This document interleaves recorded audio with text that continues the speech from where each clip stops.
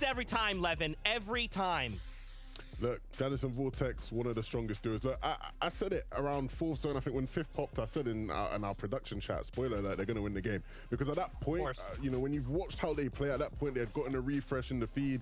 It was just over from that point onwards. These guys know everything they need to do. They have all the fundamentals of a top team. Like Reece said, it was surprising that they were at this stage because they have looked impressive at moments. And of course, now they'll get to show that off in the finals. Congratulations for winning that first game. Yeah, and I mean, Jan is somebody whose name is synonymous with not only being in the finals, but winning them in a lot of circumstances. So not surprised they were able to take it over. And in fact, can confirm he did prediction. He did predict it. He has the receipts in the chat there. Even wrote it down. It wasn't just like calling it out over the side. He made sure he was like, yep, put a timestamp on it. Levin called it. Yeah. There were so many duos in this, just game one, right, that were just falling left and right. I think back to that early game fight, Thomas HD versus Vino. Not going the way I would have anticipated it going. But, you know, this is just going to happen, right? A lot of nerves here in this first game and in semifinals specifically. Tayson gets the rough end of this initial fight. But, you know, we're going to see these kinds of things happen, right, Levin? I mean, this moment in the qualifying run, essentially, right, where they have to pull something. They have to put the pieces together, and they have to kind of change the total flow of how they're playing their game. Semifinals and qualifiers, they're just played similarly, but honestly very different.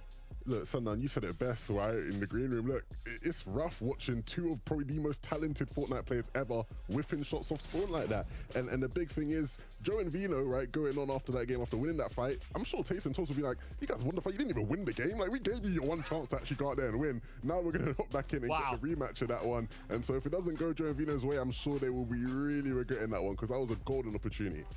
Yeah, I don't think you're going to get many opportunities where some of the better players in the game just straight up don't hit their shots. And now you can see as we flip over, some of the better players in the game taking that game number one there, Zeke, with Guild Janice and Focus Vortex in the Victory Royale spot.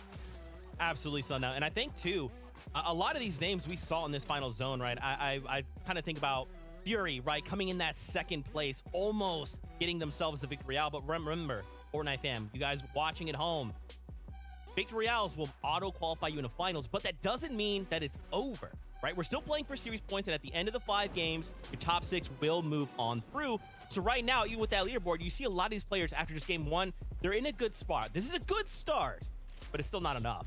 I think about like Swilliam, right? Swilliam and Lecce. We saw them. We kind of talked about them in qualifier 1 and 2.